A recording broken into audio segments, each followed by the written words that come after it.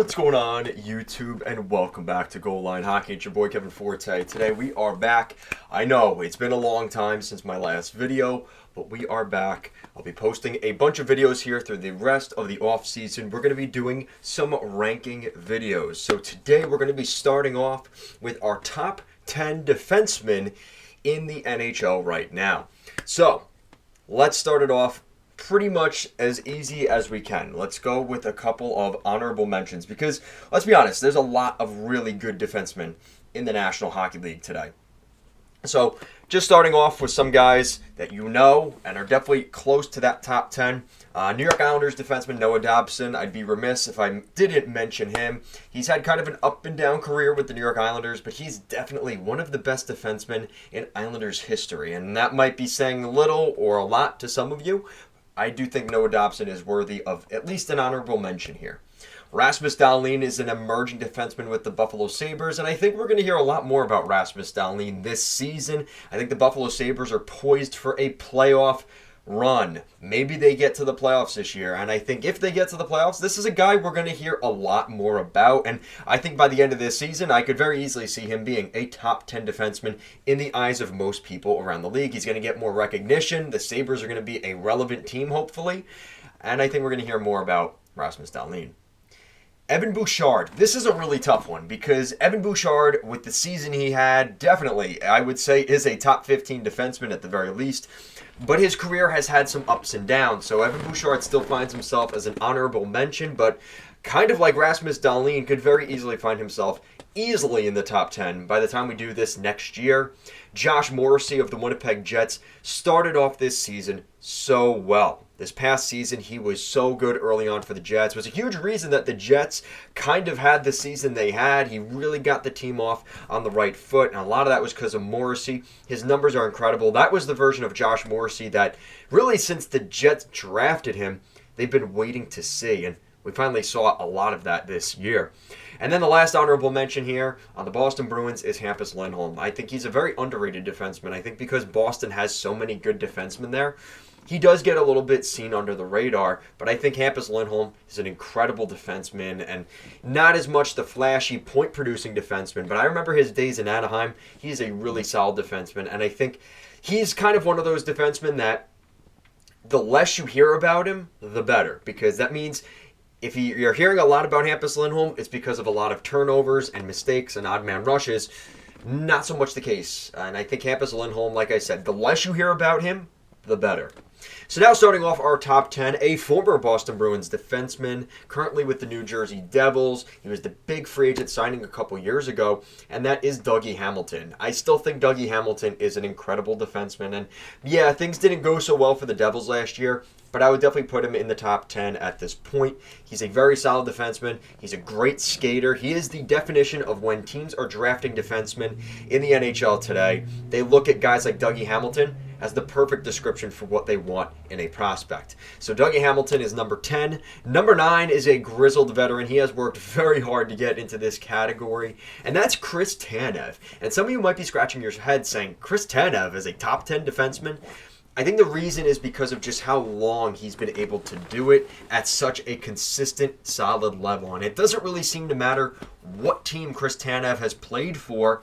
He's always in that category, whether he was in Vancouver or Calgary. And most recently with the Dallas Stars, he's always seen as a really solid defenseman. And his numbers this past season were incredible to the point where not only is an honorable mention, he is in the top 10 with the season he had last year.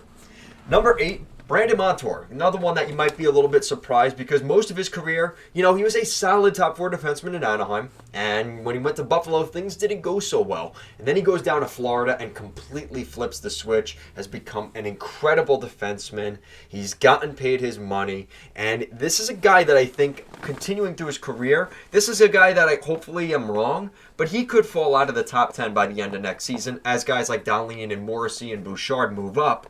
This might be a guy that ultimately falls back to maybe where the expectations were for him when he came to Florida. And I think that's such a big part of Brandon Montour's story is the fact that this is a guy that no one really expected to be the defenseman that he became this season. So best of luck to Montour. I hope things continue to go well for him. but hopefully the money doesn't make him complacent. I'm expecting good things for him, but you never really know. Once they get those big ticket contracts and kind of pop off out of nowhere, it's very hard to predict where that guy is going to go moving forward. So, number 7, this is weird because I never thought I would put Victor Hedman this low, but here we are. Number 7 is Victor Hedman. He is still a top defenseman in the NHL just because of how long he's been able to do it. I think this is more one of those things that as age continues to be a thing for him and the speed of the game today is going to eventually start to hurt Victor Hedman, and injuries and things like that can become an issue, but he is still by far a top 10 defenseman. And I think what's so incredible about Victor Hedman is just the way his leadership, especially now with Steven Stamkos gone, is going to be a huge factor for him moving forward. So how does he handle that situation? If he is named captain, the next captain of the Tampa Bay Lightning, could that be something that is new for him and maybe a distraction? We're going to find out probably this season. Number 6, going back to Boston, Charlie McAvoy. So Charlie McAvoy is number 6 on our list. He is a really, again, another really solid defenseman for a ton of different reasons. What I really like about Charlie McAvoy is the fact that he is the type of defenseman that he's going to come to your team like he has for the Boston Bruins and instantly add stability. He is an offensive threat as well. He's a puck-moving defenseman. He has a vision for the ice that not many in the NHL can do.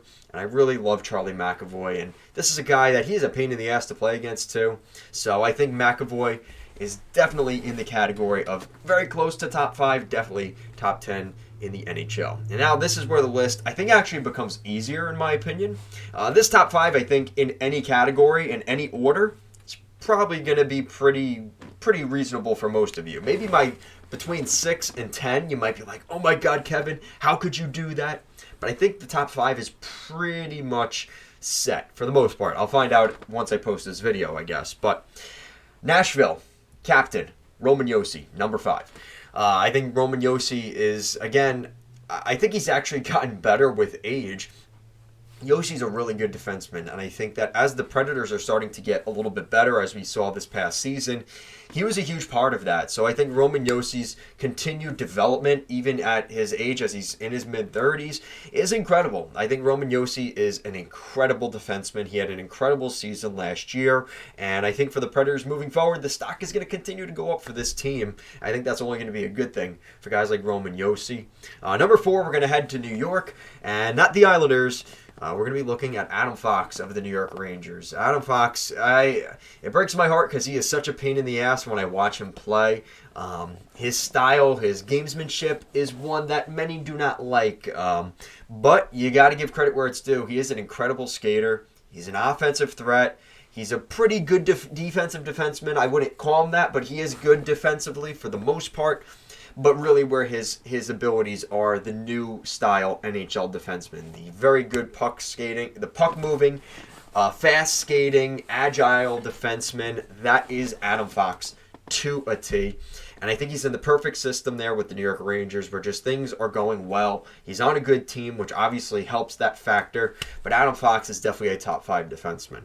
And then number 3, Miro Heiskanen of the Dallas Stars. Really solid defenseman here. Again, I think Heiskanen is...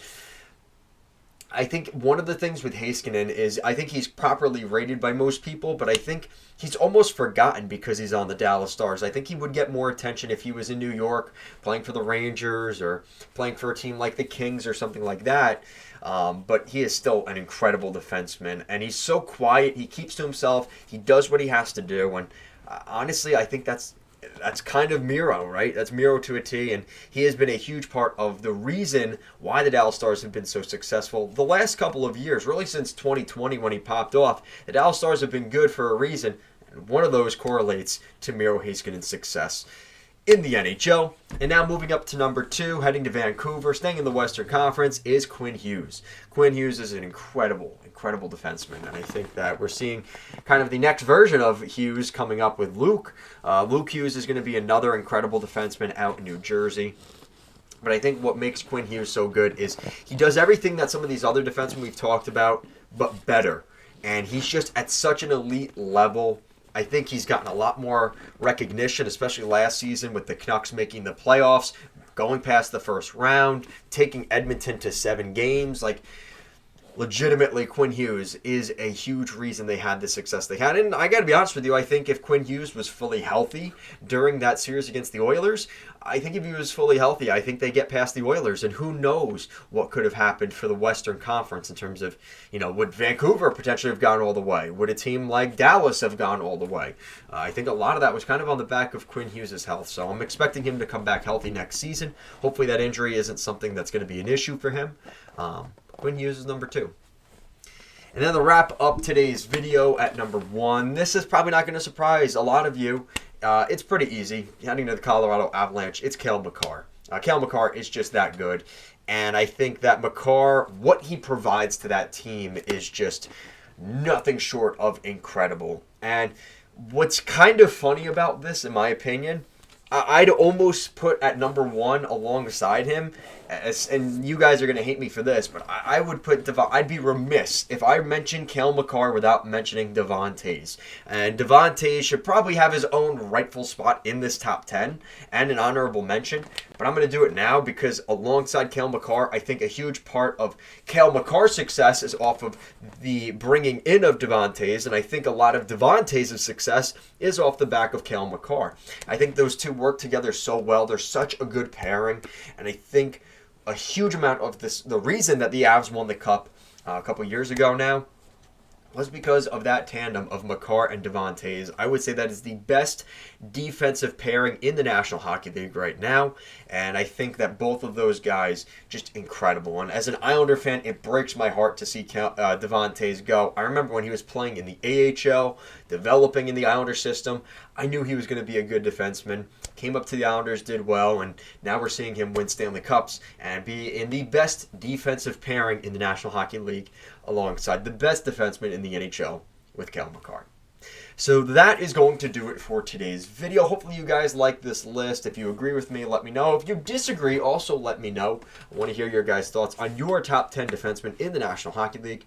Guys, thank you for being patient. I know it's been a little bit difficult here the last couple of weeks. A lot's been going on in my personal life. I just have not had time to make videos. But like I said, the videos will be coming back sparingly when I have time. So stay tuned here for the rest of the summer as we get ready for fall, getting into next season. So things are going to pick up quickly. But I appreciate your guys' support as always. Thank you so much for watching. I'll see you again next time.